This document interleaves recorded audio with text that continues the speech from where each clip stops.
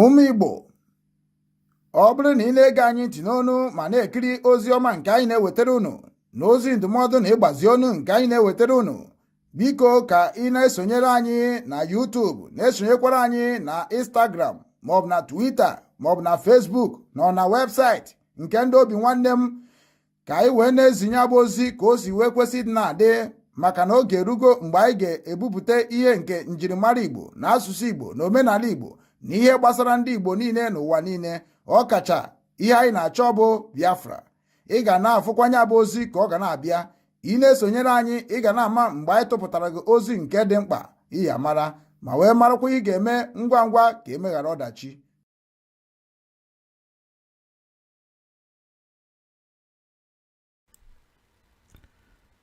Igbo mụrụ nze m ọzọ, ekenekwa m unu. Ana m asị nke onye chiri ya zere ya mara anyị niile mma n'ụbọchị taata bụ ụbọchị Eke Ọkụ. Anyị abịagogo ọfọ, anyị abịakwa n'ọzọ. Na-atụfugo oge unu, ihe anyị wetara unu ebe a bụ ihe gbasara ife na-agagharị na soshal midia na nke ndị AIT nke bụ Lagos News Station. Ha kwuru maka Nnamdi Kanu and ha gbakwara ajụjụ ọnụ gbaa bishọp jere visiti Nnamdi Kanu na mkpọrọ, maka n'ezie ịtụ Nnamdi Kanu mkpọrọ n'ezie is a good thing, so that ndị mmadụ ga-enwe access je na afia. So ndị mmadụ bidoro na afia na nkịta na ọha ma bịa ga na-ewetara anyị information ihe Nnamdi Kanu na-ekwu. Onye mere onye ọbụla ga-adị attention, onye ọbụla na-eji visiti Nnamdi Kanu now. Ya mere nji agbasa ozi ọma gbasara Nnamdi Kanu, very bomber to bomber, and especially ndị ahụ nọ close to Nnamdi Kanu. Ihe nji ese alo ejimaka ọ na-esosi ike nye na Maswell, ọ maka na ọha ma bụ ndị nọ na Nnamdi Kanu na-agụ. Emegide m sobekwuo ma Prince Kanu, maka Prince Kanu joined the team. So ha bịara na form zero ha the way they are going to be doing their own thing to release Nnamdi Kanu. So now the matter of this AIT ha butere, so bishop ejegokwa visit Nnamdi Kanu. Bishop ga-akọwara anyị kịta ihe nya na Nnamdi Kanu kpara and ihe ọ ghọtara Nnamdi Kanu na-ekwu maka ya, and ebe nye nwa akwụkwọ. And the bishop a na-ekwu okwu ekita na bishop ọ dịkwa ka o si Enugu steeti wee bịa. So n'oge erugo mgbe onye ọbụla bụ onye na-adaught ihe Nnamdi Kanu kwuru ma ihe o mere ma ọ bụ ebe ọ standịrị ebe Nnamdi Kanu nọ, it is time for you to come and declare it now. Anyị niile ga-ama ebe onye ọbụla akwụ before anyị wee na-ekwu okwu ihe gbasara freedom, maka mmadụ ama mbụrụ nwanne ya ihe n'obi. Mba, ọma mezi this time. Obinwannem Igbo TV, Obinwannem News, we are here to make sure na everything na-aga n'ime case Nnamdi Kanu n'ime ndụ ndị Igbo niile. Anyị na-abịakwa ekwu obi anyị ka onye ọbụla na-aghọta. So ka anyị ga bishop ntị n'onu ka anyị nụrụ ihe AIT television Lagos State jụrụ bishop, maka na kịta na ahụ bishop bụ ndị isi ụka and o nwere ebe na bishop nke ya. Ịma na agwara m unu maka odumeje, eji maka odumeje wee so na mụ amakọtọzi ndị ụka ekunigo kwa o. Ndị ụka ekunigo ebe ọ dara ụda. So bishop bi ejeje visit Nnamdi Kanu. Believe na oge erugo mgbe Mbaka, Ebuka Obi, Ebube Mmụọ Nsọ visit bugo ma Nnamdi Kanu before Nnamdi Kanu visit kwa n'ụlọ ụka ya. So ha ncha bụ nwanne ka ha bụ na ha ma onwe ha. Believe na Ebube Mmụọ Nsọ mara ihe Nnamdi Kanu mara. So onye mere sometimes na-akọ ndị nke ahụ ọnụ na-eme ka ha marakwa na unu ekwesịghị ịbịa defend Nnamdi Kanu. Ọnụ nwere ihe Nnamdi Kanu kwuru nke na-atụ unu ụjọ, mana bịa mee ka anyị mara na ka anyị wee mara ka anyị ga-esi zọọ unu ndụ. Mana tupu mụ ha na-aga n'iru, ka anyị ga-egodu bishop ntị n'onu. Bishop a visitiri Nnamdi Kanu ya na Nnamdi Kanu kpara 1-on-1 and ka anyị mara ihe o kwuru, ka anyị wee manụ were ife anyị ga-eweta n'okwu ahụ wee kwuo. Ọ dị ezigbo mkpa. Kee ntị unu, ntị m hapụ ịka ntị unu. Ọ dị otu a ka esi ekwu ya.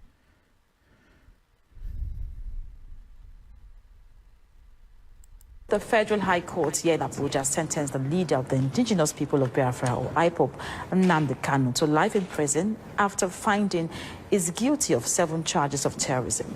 And less than 24 hours after the verdict, prison authorities transferred Kanu from the custody of the Department of State Services in Abuja to Sokoto Correctional Facility, a move that his legal team warns could severely hamper his access to lawyers, family, and support network. The Right Reverend Dr. EKE OKU is the bishop of the Diocese of Oji River of Enugu State. He has traveled to Sokoto to see Nnamdi Kanu. So what does he report about the condition of detention? What does this mean for Kanu's right to appeal and for a nation on edge? Well, I was joined by the Right Reverend Dr. EKE OKU and began by asking him what were your first impressions of Nnamdi Kanu's physical and mental state when he arrived at the Sokoto Custodial Center where he's been kept. Personality is type, I can say that it's rare. Because in the midst of that, he's living like a man who is only living above the situation he's into. Though he made mention of his heart condition. I don't know how he's being taken care of in the prison. But in all, I think he's not depressed as I thought. Because we went to comfort and encourage him so that he can remain strong, and then also share 1 or 2 things from the gospel with him so that we can also pray together, which we did. So I think if you ask me, he was even advising and encouraging us, telling me to tell the Biafran youths, the Igbo youths to calm down, and that they shouldn't take any law in their hands, that they should all be in the right frame of mind, that they shouldn't go to start destroying things, that the cause of the law is taking effect. He believed that the judgment was full of injustice, that as appeal court will certainly correct it. He showed me some irregularities in the charges in comparison to the sentences. Some of the things he was sentenced for were the things that happened while he was in DSS custody. So he was asking me, how could I have done these things in the custody of DSS? From him, I discovered that about 3 to 4 unknown gunmen in the East. One of them, according to him, is those imported from outside to destabilize the East so they can tag him with it. Number 2 is one he called economic unknown gunmen, those who are making money from the situation, just leveraging on that to sap people. And the other one, the other guy in Finland, who he said he wrote a letter with his hand to him to let him know that he's not supporting what he's doing. Now, outside his health condition where he talked to you about, did he express fear or concern about his ability to pursue his appeal, looking at the distance from Abuja and his legal team? Those were actually main areas of his concern. Apart from that, he was very composed in the prison, but he was raising concern because he was right there talking to the other Controller General or one of the directors of prison that came to us. Because as we were talking, people were there, some prison warders were there to monitor what we were saying. The bishop were not discussing. Yes, but I think what the Controller General came in along the line to let us know that our time has elapsed. I came in about 3 times, and I had him raising an issue that he's supposed to be in Abuja tomorrow to reconcile his record with the high courts before they proceed in filing in the appeal court, without which appeal court cannot hear his case on foot. And he has only 90 days window to pursue this case. So he was not quite happy that no signal has been given to Sokoto to bring him to Abuja on 28th to do that and return back. I also heard when he was requesting to talk to his lawyer over an issue that the lawyer was raising about misunderstanding about some things he wrote in, he gave him to file for him. He's feeling bad about not being able to speak to his lawyers, but I remember very well that he sacked his lawyers. No, he didn't sack his lawyers. But it was everywhere. No, he didn't sack his lawyers. So what did he do? He decided to defend himself in this case and employed the lawyers as consultants to advise him. That was what he told you? Yes. Okay. So they were still working. Even when I was there, one of the lawyers came in with me, Dr. Barsakeleti, and I learned that Jimako and Maxwell came a day before I came, and things like that. So the lawyers were still working with him, but they work as consultants with him. When he saw the way the tragedy of the case, he felt, let me defend myself in this one. Because he was saying that the court has no jurisdiction to try him. He raised about 3 points in that, and not a lawyer. He said that there was a rendition from Kenya that is abridging already an existing international law, that there will have been a process, formal process of bringing him down from Kenya. That was not done. He was kidnapped. But that kidnapping alone, that the case had been messed up. He also said that the law upon which he was tried in terrorism was a repealed law. In 2013 or so, it was repealed. That the law is no more in existence. So that alone has spoiled the case. And then he also mentioned that the crimes he committed, according to them, he committed them in London. And that case should be tried in London, not in Nigeria. And again, that nobody will have been a terrorist talking. Like something like churches who pray, die, die, die, die. If they say die, die, die, and people die, would they say that they are ones who kill them? If you don't catch anybody in the act with a gun shooting, you also raise an alarm that are people who carry gun around that have not been arrested. I don't want to go into those ones now. If you say he was supposed to be tried in London, he was brought back to Nigeria and he was tried in the competent court. That's the point. It was that the court, being competent, has no jurisdiction over the matter. Because of this point he raised. That's why he challenged the jurisdiction. He put a motion for challenging the jurisdiction of the court. And according to him, the court did not pay attention to that motion at all. That according to the court someone who is on trial, do you think it's right for that person to exhibit some certain behaviors while in court? That is also an issue. From another lawyer who was there, he behaved rudely.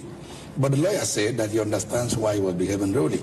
There was not given room to tender his final written address, which is a right of every defendant, that the court refused him tendering that. And that is a kind of incriminating him. But that's the only way he can put a defense to every allegation that was levied against him in that place. By telling the judge, God punish you? Said, because when he said that was when the judge denied him that final written address. He now knew that this is an injustice. It is not normal with the law court. Are you in support of Kanu? I know in support of what he did in the courts, but I also know he's a human being who can overreact. Even Jesus one day became angry and pulled the cane. Are you supporting him for everything from the beginning to where he is right now? I did not support some of his actions, but I support his agitation. Okay. Because Nigeria is collapsing. You and I know that. And not only Kanu, from Sokoto Street, I discovered that even outside in the street of Sokoto, Fulanese, some of them, good ones among them, who are rational enough, are in support of But do you realize that he actually called for people to be killed? I don't follow his broadcasts. I am so busy to know whether he said that or not. But I'm telling you, people's feeling. That day he was condemned, or rather sentenced, in the whole of Biafran land, in the whole of Igbo land. I am a bishop, I'm around. It looks like somebody, it's like a dead, somebody died. But people were jubilating. We saw all the videos and pictures not on social media. in Igbo land. It's like the day. In the southeast. No, if I see anybody jubilation, it's political jubilation. I am telling you as a bishop, we are close to the people. It's like somebody died in Igbo land. It's like the hope of the Igbos buried. That is how average young man in Igbo land felt that day.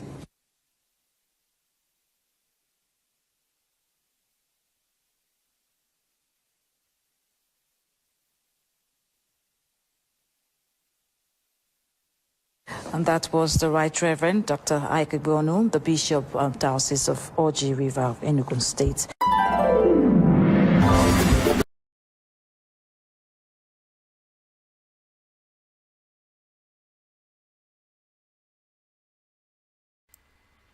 Igbo ekenekwa m ọzọ. Ana m asị nke onye chiri ya zere. Nke a bụ ozi m wetara unu n'ụbọchị taa iji mee ka unu marakwa na AIT na ha kwukwara okwu gbasara Nnamdi Kanu and ife ha kwuru ka m wetara unu na-egezi ife na-ewetara unu ewere ile unu wee na-agụ ezi unu ọnụ. Anyị ekelekwa bishọp a kelesikwa ike si na bishọp a so n'ihe ha na-eme. Ọ na-ekwuzi okwu ka ndị religion, and the religion bụ ndị na-ekwu ka ha si wee mara na ka ha si wee feel. And you gaghị force onye religion to feel like a political person. No. So you watch if you hear bishop kwuru ọ dị ka efifie, and ese m stand there nga stand there bishop a kwuru okwu. We are all support Nnamdi Kanu agitation. but we will not support everything Nnamdi Kanu does as a human being. But let us also judge him like a human. And if we want to judge Nnamdi Kanu as a Christian, again, yeah, pardon. If you want to judge Nnamdi Kanu as a Jewish, again, yeah, pardon. Because he check if he is Israel Prime Minister in Israel right now. And in the Gaza, and he handles on in. And I grant the Prime Minister pardon. Because in come no Jiwebe, a because of a passion of the brotherhood. So, yeah, be IIT Ukuru. Lawyer Kurofuma, Barry I think Bishop Kurofuma. So we are all support Bishop. So eba kange bute na njedobe maka anyị ga-anachi atakwa n'akụkọ ọbụla nke anyị na-ewetara na anyị na-egbuchara na nkenke mana ogwu ji anyị bụ ọ bụrụ na ị na-ekiri ife anyị na-ewetara gị bụ ozi ọma site n'Obinwannem Igbo TV ọ dịghị mma ị na-enye aka na-eme ka ndị nọ n'akụkụ mara ana ndị ahụ nọ n'akụkụ bụ ndị nọ na peji gị iwe ha na-atụ ihe na peji gị ma na okwu ọnụ nwoke a na-ekwu dịkwa na mma ka o si ewetara anyị ihe a dịkwa na anyị mma ka o si kwudo n'okwu ọnụ ya dịkwa na anyị mma ka o si eti mkpu Obinwannem dịkwa na anyị mma omegodo ebe otitere ka anyị gbazie ya ọnụ bụrụ na onye oje ozi Obinwannem ndị Igbo ka ọ gaziere unu niile bụ ndị na-ege m ntị n'olu anyị na-anachi atakwa na ọ bụ na anyị nwere ohere unu echefukwana na Obinwannem ga-anọ live na New Rangers football club ha ga-agba today and ha ga-agba versus ndị a na-akpọ Destroyer Club in Hamburg. So anyị ga na-agbapụ ihe niile anyị na-eme ọsịsọ maka oge iri bido anyị.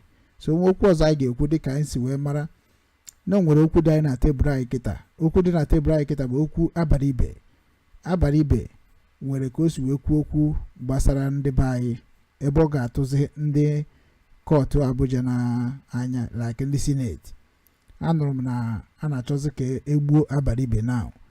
So maka na Abaribe bụ onye nke nọ na South East gwara ha na ọma nkwe omume na ga-eme Nnamdi Kanu ihe ọjọọ ebe anyị niile dịkwa ka ndị n'obodo a dị n'obodo a. So Abaribe abụrụgo one man standing. So which is na ga-abụkwa a topic that na ga-erezikwa ka ndị Igbo marakwa ndị a ga-akwadokwa ngwa ka a rapụkwa iwepụ ha maka na ihe Nnamdi Kanu ka jide ndụ maka na ndị nọ ya n'akụkụ siri ike. So anyị ga-achịkọ with Abaribe agbago mbọ well. So anyị ga-abịa kwuo maka ya nke ha bụrụ nke Abaribe. So all case na-achị bịa treat after this program. If I check if the time dey okay for me in 1 hour now, m ga-abịa kwuo ka m zuo ike nke m kwuru ekwu wee marakwa ka ihe na-eche m si eche m. So na onye a bụ topic nsị ka m wetara unu about this bishop ji visit Nnamdi Kanu. M ga na-agba mbọ na-efolo everybody si na ha fit na ha na Nnamdi Kanu kpara maka na ebe anyị believe na bụ what did Nnamdi Kanu say, why did he do this, why did he do that, ka anyị were connect onwe anyị back to the root. Ifuge Christian ga-adị, ndị omenala ga-adị, ndị bishop ga-adị, ndị Judaism ga-adị, ndị onye ọbụla isigo na Muslim no wahala mana ị ga-esi na through the law of the indigenous people of Biafra. Onye abụ that agitation nwoke asịkwana ya sọpọtụrụ na Nigeria agaghị ahụ ọkụzi onye ọbụla kwube nke ahụ ka o si dị ya no blaming. Bishop blame hụ Nnamdi Kanu not a human. Ọ na-ekwu uche ya ana ọ bụrụ na iwu na uche ya bụ ya ga-eji wee mee ife na ọ bụrụ na esi otu a wee judge be ngwa na ndị pastor na-asụ fire Holy Ghost fire, you must die anywhere. That means na ọ bụrụ otu a ka ndị mmadụ si anwụ na ndị mmadụ aka nwechagonu na. So you can't judge Nnamdi Kanu through what he say. You have to judge Nnamdi Kanu through practical. That is what makes Nnamdi Kanu to be a free man from Nigeria. So ndewo na ụmụnne m dịka na atụsa ozi a ya ka reziere unu niile n'aha Chukwu na ndị nna ndị ana ka anyị jee ka anyị pụta. Ụmụ Igbo, ọ bụrụ na ị na-ege anyị ntị n'onu ma na-ekiri ozi ọma nke anyị na-ewetara unu na ozi ndụmọdụ na ịgbazi ọnụ nke anyị na-ewetara unu, biko ka ị na-esonyere anyị na YouTube, na-esonyekwara anyị na Instagram maọbụ na Twitter maọbụ na Facebook na webụsaịtị nke ndị Obinwannem ka anyị wee na-ezinye abụ ozi ka o si wee kwesị dị na-adị maka na oge erugo mgbe anyị ga-ebupụta ihe nke njirimara Igbo na asụsụ Igbo na omenala Igbo na ihe gbasara ndị Igbo niile n'ụwa niile. ọ kacha ihe anyị na-achọ bụ Biafra. Ị ga na-afụkwanya bụ ozi ka ọ ga na-abịa. Ị na-esonyere anyị, ị ga na-ama mgbe anyị tụpụtara gị ozi nke dị mkpa iyi amara, ma wee marakwa ị ga-eme ngwa ngwa ka emeghara ọdachi.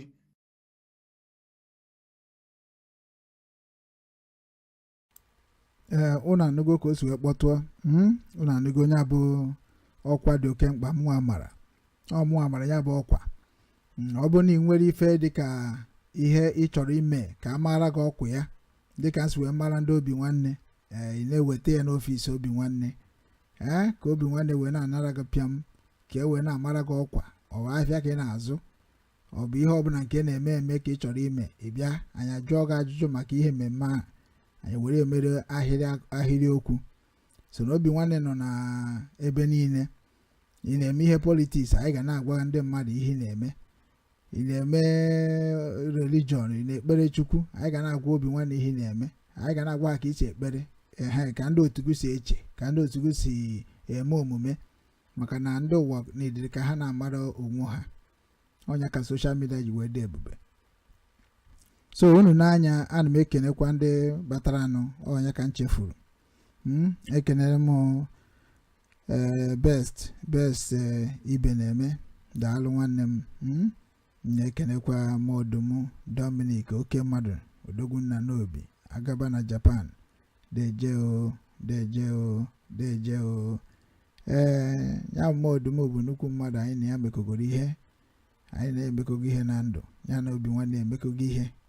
Ha emego transaction of business, ha emego relationship of things, so which is na nyanwa n'onwe na-akwadokwa Obinwanne very very very strongly, and ihe o kwere n'ime ya bụ ebe eziokwu dị. Ọha bụ ndị say that Obinwanne business strategy must stand in Igbo land, and I will are loyal. Modum Dominic Odogwunna n'obi agaba na Japan, o nwere ife mere gị. Odogwu nwanne m, odogwu ka ebu ijere chie nke ga-echie n'ala be nna gị. N'oge erugo mgbe ị enye anyị information about ya echichi, ka anyị wee gwafa ka echichi si adị, maka na orugokwana mgbe ị ga na-abịa na-agwa Obinwanne ka isi wee hụ ya n'anya, na-abịakwakwana Obinwanne ka isi wee chọkwa ka ihe niile Obinwanne na-eme ka ọ bịa na mmezu, maka na ebu part and parcel of Obinwanne movement, and that is why ị ji anọ na platform of Obinwanne oge ọbụla. So Modum Dominic, anyị kenere gị ọfụma na ifugo na Obinwanne ebe ezi ọ na be nna gị ka nọ wee bido n'obi. Ife ga-adị mma, mana anyị na-ediri pụta n'ike bịa zụọ ụmụnna anyị ndụ. Nna ndị ka na-ekwuo na nke ya, ndị kwuru ekwu ekwuo na ana m afụkwa niile ya esokwa ijere, so na-alaikokwa ihe onye ọbụla na-eme. So mana ọ nchịkọ ka a na-ekwuzi okwu ya, asọ onye echichi n'ala Igbo, ị kwesịrị iburu echichi ga-apụta na Obinwanne Igbo TV, igwe ụmụ Igbo ihe ka o si kwesị ịdị na onye bụ part of echichi. Igwekwana anyị the power and the reason of echichi n'ala Igbo, maka na echetara m na mgbe mbụ na onye ọbụla chiri echichi, Chineke nna m ezebego n'ihe eze na ahụ, maka na ndị echichi bụ ndị a na-eze eze, maka na ndị a na-eze eze bụ ndị na-ekwu ya ka ọ dị, anaghị ejere ha court. So na ndị echichi n'ala Igbo eji ha egbochi ọtụtụ ihe dị iche iche, maka na onye ebu na echiri echichi a ga-echi gị echichi based on ife ịbụ. Ọ bụ na ebu omere ọla na na-abịa ịbata isi ka o zuoro ọra, anọ na-ezuru ọra na-ekwere na ozuo nara ha, ịmanụ ya echie gị echichi omere ọla. Mana ọ bụrụ ebụta imbele mmadụ na abụ mgbe ito na-eme expect ka echibe gị omere ọla, mba ị na cause confusion. Onye ga-asụsụ chie ya ọdụm, ị ga-agwa na anyị na-eme ka ọdụm. Onye ga-asị anyị chie ya mebi agụ ụdọ, ị ga-agwa na anyị ihe iji wee bụrụ agụ ụdọ. Onye ọbụla ga-ekwu ka chi esi wee kwuo ya ji wee chie echichi, maka na ndị echichi bụ ndị a na-eze eze n'ala Igbo. So nwanne anyị nwoke a bụkwa Modum, ọ ga-abịa kọwara unu ihe bụ echichi ya na nnobi, denu na-ewere ewe na-amara ihe bụ omenala na ọdịnala ndị be ndị, maka ya na-ekwu bụ omenala ọdịnala be ndị. O nwere ike ọ bụrụ ka nke ndị Nsụka dị ka nke ndị Nnobi dị. Onye mere na onye Nnobi ga-akọwa omenala be nna ya, onye Nsụka akọwa omenala be nna ya. ihe a onye ọbụla na-apụta na soshal midia na-ekwu omenala Igbo si otu adị, omenala Igbo si otu adị, onye ọbụla na-ekwu n'uche nke be nna ya o ọ bịabeghịkwa be nna gị o, ọ na-ekwu uche nke be nna ya. So ndị na-amarọ dị chaa bụzi ndị ha ji eme kọntentị, ịghọtago. So nwanne anyị nwoke a nọ ebe a kịta bụ nnukwu mmadụ sogoro Obinwannem many years. So even without me, ọ ga-akọwa nwa Obinwannem, and very soon we are going to be inviting him in Obinwannem platform, and any invite I gave me or the very very popular, so that na oge yiri anya akwa echichi anyị wee na-akọwara anyị echichi, maka na ndị a bụ ndị m na-abụ nnecha anya si yes na aka nwere mmadụ n'ala Igbo, nghọtago, aka nwere mmadụ, maka na mụnwa mere eji m Obinwannem wee chọpụta ọtụtụ mkpụrụ obi ndị be anyị, and I am okay with that. Now we can make a move. Asị na mụnwa bụ ihe believe kwa na everybody so si need na ọ bụ na anyị niile ekwekọrịtago ka anyị bụrụ reconciliation team, then let us move and unite in this na ha ekweghị n'ihe nwanne ha na-ekwu ka ha kwerezie n'ụzọ nke anyị. Ịghọtago, maka ụzọ nke anyị nabatara onye isi ma onye ọdụdụ, nabata onye ori ma onye ama ifuge. So bịa na wee na anya unu wee gbabara onwe na akara Krismas. Mmadụ enide ị na-egbu nwanne maka ọ na-ezi ohi, ozugide ohi ike bụ izu ohi ozugbo onwe ya ori na. Ịghọtago. So there is nothing like division among ourselves. Onye abụ ihe modu m ji wee like ya m. So ọ mana ife m na-ekwu okwu bụ unity. Ọ bụ na mmebe ka nha ọ njekwuru ndị be ndị mere m ife nji wee bụrụ ife mbụ n'ụbọchị taa na nnobi m njekwuru ha mụ na ha partner ba, ha na-enyekwa m ife nchọrọ ego dọ, you know. Mọdụ m ọ bụ na ọ bụ ego ka m ji wee like ya, mụ aka na-asị ya nye m nke a, na biko nye m nke a ka m mee nke a ka ọ dị ka otu a. Mba, onye Igbo anaghịkwa asị onye Igbo ebi eme nyere ya aka, ọ na-agbazi mbọ onye Igbo asị ya bịa dị ka mbe na-agbada arụ ka ma afụgo niile achọ ka itinye ndụ gị niile ebe a, ngwa were nke akwado ya. Ndị Igbo ndị Igbo dị egwu nwanne. Onye Igbo can never ever tell you what you will do. Ọ gị nwa eji aka gị wee mara ihe ị chọrọ ime, imebezie onye Igbo abezie sọpọtụ ọ gị mọdụ ma ọ bụrụ ka o si adị. Some people just they claim what they don't know, na-abịa akụziri anyị ihe Igbo Igbo nzugbe ka Igbo achịwọ. So anyị anaghị akọ akụkọ ugboro na-abụ na anyị bịa zie ego ozi nke ị ga-abịa ije bọghesie, ị mara onwe ihe ị ga-abọta na-abụrụkwa ozi ọma ha na-ezighị. Ifuge, anyị anaghị ekwu ka anyị nwee followers, anyị na-ekwu because we are one. So ana m ekene gị mọdụ m odogwu na n'obi, daalụ na m daalụ. Ka anyị jekwa ka anyị pụta na anyị bịa kwuo maka anyị bịanye report about ya bụ ihe bishọp jere. Bishọp ejegofu nwanne anyị nwoke bụ Nnamdi Kanu.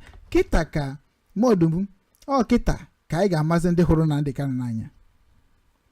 Kịta ka anyị ga-amazi ndị chọrọ ka Biafra bịa, ọ ndị chọrọ ka Naijiria bụrụkwa ihe ọ ga-abụ, ma ndị chọrọ nụ ka ala Igbo nụrụ ọgụ gbugbo onwe ha tabanụ onwe ha, ma ndị chọrọ ka ọ kwụsị. Kịta 2 ways. Simon Ekpa ha sị na o mere nke a mee nke ọzọ, ọ nọ na mkpọrọ. So onye nọ na mkpọrọ na obodo oyibo a na-ejikwa visit ya o. So ndị a na-adị abịa were this case of mmadụ na-aba na ya confuse anyị. It's time for them to go to them and bring the informations. Like Bishop Akita na ejego bịa kwuo nke ya, lawyer Ejumakọ abịago bịa kwuo nke ya. Anyị na-monitor ndị niile na-abịa ekwucha kwụrụ na afụ ka anyị na-download ya na-download okwu ọnụ ha niile, maka na anyị nwa ga-emechekwa bụrụ the judge of them. Ha na-eji Nnamdi Kanu na-agwa onwe anyị okwu, ana anyị na-eji maka ihe na ha kwuru abata Nnamdi Kanu na-eso ha. Ịhụrụ ya. So onye mere o ji dị oke mkpa na onye Igbo ọbụla ga na-efolo ihe ọbụla na-ekwu maka Nnamdi Kanu, maka na mgbe ha tụrụ ya na mgbe ha mere ọ nọ na detention of DSS, mgbe ahụ ọ dị worse, a na-eselect ndị na-abịa afụ ya den. Ifuge, and kịta na ebe ọ nọ na kịta na Sokoto anaghị select because ebe ahụ bụ na you must come and see your brother in prison, because when they jail you, the many people must be coming. It is allowed by the national law. It's allowed. Ndị fada ga na-abịa na-ezigo ozi ọma na-asị gị na-anya na-emegide ka nkasi obi chegharịa na ihe ọjọọ niile ahụ imere na okwu ọjọọ niile ahụ ikwuru, ihe Chineke ayịyọ na-ekpere ozi na-agụ chaplet gị na-eme nke a, that na Jehova ga-anụ ama. Yotago that kind thing. Yotago.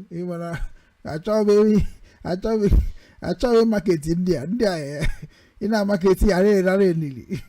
Ha kwesịrị ịma na anyị ghọtara ife ndị a na-arụ. So ọ ga-eme gị ime ihe a na-akpọ ebe ọpịpịa. the Christian they believe na imi hojo si gbuo they don't believe it because the one that they have killed Christ, that one I like already. Therefore, Bazibia maybe so you got Christ. You know what I go? So Nnamdi Kanu is trying his possible best to try like a Christ, but unfortunately he failed in many ways. That is why we can't kill him. We're still going to merciful for him because that is what Christ preached. You understand me? Everybody cannot be the same. If you get, so automatically the bishop is now saying his mind without eating motinyo and on now be fighter. If you get onye obuna kube eziokwu ihe feeling na this struggle. Kai we manu ndi iwe, kai manda adịghị iwe, kai manda ga-ayoba, kai manda ga-epilibe, kai manda ga-akwụ ụgwọ, kai manda ga-enye ikikere, because now we cannot be always talking. Now ndị bishop ga-ejenwu, ndị reverend father ga-ejenwu, odumeje ga-ejenwu, mbaka ga-ejenwu, ebuka obi ga-ejenwu, ebube monso ga-ejenwu. Ha jebezie jubaze Nnamdi Kanu, what way is the way? Negotiation is allowed. Onyaka mkpọrọ na detention dị iche. Mkpọrọ ka mma than detention. Detention na select ndị na-abịa afụ ya. But mkpọrọ onye ọbụla bịa afụ bịa maka amarugo na ọ bụ ebe a ka ọ ga na-ebizi. So ebe a nọ ka bie ezi, onye have life imprisonment. So life imprisonment yenye access to see everybody that you love. Because that is people that are going to show you the last love. So it is in a court of the law. So ebe Nnamdi Kanu no jonde na gumu na hani akpankata internally hana mana mu are the smart. Smartness, it is when you know what behind you without even you see what behind you. On your smartness. So mu wana omu na follow case Nnamdi Kanu according to the direction of the Supreme Court of Nigeria. So onye kanji we what na ndị amatu Nnamdi Kanu mkpọrọ because through their own law ha ma no ha bụ ndị court adagodo ezigbote iwu because there is a lot of things ebutere ha na this court ha ekpebedi ekpe ọbụrụzie nke ya bụ serious one. No nwere nke course nke eji we dey multiply eji we nụọ ya no strategy ndị United Kingdom ka ya use we nwetekwa ndị United Kingdom ka address ya na the whole court of the Nigeria ka amazo ya na-achọ okwu ha jụ ekwere onye ka okwu na ọ na Nnamdi Kanu kpere ebere ọnụ wee were microphone wee kọwaa ihe o mere eji asị na ọ bụ ajọ mmadụ ka ọ bụ. To God, the whole world ga-agba Nigeria into pieces under 2 minutes. Nya ka that man ji shut way down si na ga-ekpe injustice a ga-ekpe justice n'azụ ya. Yotago. So automatically ekpere justice n'azụ ya na force ze alọ ejimaka ka o je zie ihe ekpere na court ademi eme and ejofo ha na deny na ha eje nya ka ha je doba ha na ha mabro squad law ya o.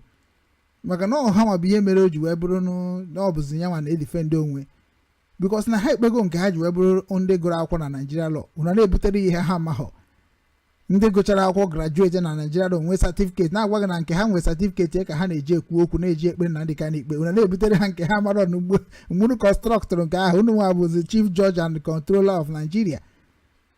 Alo ejimaka na-ehiti ihe ebe ọ dị mma ọ na-ehiti ha anyị niile abịago ofụba na ndị ejimaka na-arụ ọrụ ọ na-arụ ezigbote ọrụ dị o megide jekwuo ma mkpọrọ Aloy na-achọ all miss and that is what Aloy if I just suppose na ekunya na ozokon mana iche na ozokon abago na miss we na-eje America na visit ndị be anyị wetago na-ejecha na agwa ndị Igbo kunnie na-eme ihe ndị onaras na Nnamdi Kanu enwere ihe o mere anyị che na ọ ga-enwe all miss oge ji we na-emetụta ndị Nigeria government in government dịka Aloy ejimaka abụrụgo enemy of Nigeria government now onye abudatin ha shori na court. You watch if na life Aloy ejimaka dị under a threat now because George Sokoto judge here against Aloy ejimaka action in the case of the Nnamdi Kanu in court.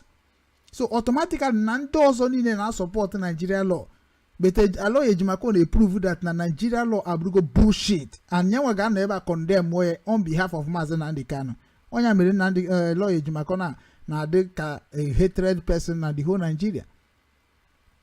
Ụfọdụ na-asị na ọgụrụ ọdụlọ ụfọdụ na-asị na ọgụrụ na law na American ụfọdụ na-asị na onwe head office ihe a na-akọ n'isi ya erika mana ihe ọ na-eprove ha fat and figure and ọ na-ekwu okwu ya na kịta na ọkwefu na ndị international ebubego okwu ya ọ kịta ka ọ ga na-agwa gị ebe ọ faịlụ gasịrị akwụkwọ ya and na-agwakwa gị the reply of ebe ọ faịlụ akwụkwọ o nwere ihe ọ kọchara Nnamdi Kanu isi ya ebuo o wee sị na ihe niile adịgo oke ọ dị documented ọ sị ya na ihe a bụ na na-ekwu na-ebupụta akwụkwọ o wee sị ya ngwanụ wee gwa na ya Ifeanyi Ejiofor bụ ndị na-ebelive na the structure ha ka a ga-esi wee release Nnamdi Kanu ọ dịka o nwere ihe ọzọ na-azọ mana Nnamdi Kanu na-agwa gị na ihe a na-edefend bụ the people na ya na-ekwe defend onwe ya because ị na-abịakwa ka ikpe maka onwe ya ịma na ndị mmadụ ga-atụfukwa asa ajọ mmadụ na ga na-ekpe ikpe as a people na na-edefend people maka ọ bụ na ihe gbasara onwe ya ịma na ọma survive kwa ya ọma survive ya na ihe anyị ji emechitere ebere maka ihe o kwuru maka ndị mmadụ onye ka Nnamdi Kanu ka jide free today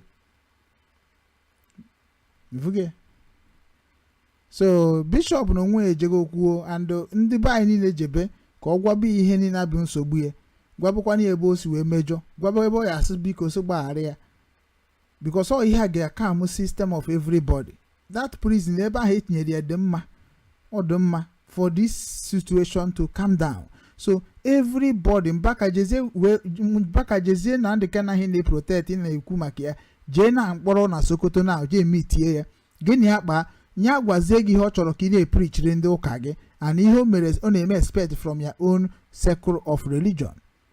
Nnamdi Kanu nwere message for every Igbo people. Otago ndị Obinwannem self ga-ejekwu n'ọtụ ahụ ga-ejekwu jee send ndị Obinwannem media ha ga-eje na n'ọtụ ahụ jee mitikwa Nnamdi Kanu na that prison so that ha ga-agwakwa anyị gịnị ka ị chọrọ ka anyị na-broadcast to ndị ụwa ka anyị werezi ebe n'abalị ka ọ bụrụ anwụnta. We need to rechange our mindset now. So ndị ewe na ụmụnne m ka napụnụ na na-achị nachitekwa ọzọ ọma ejejefu ndị nna kọva na football ya gaziere unu. Bishop daalụ ije ka amaka ka anyị continue.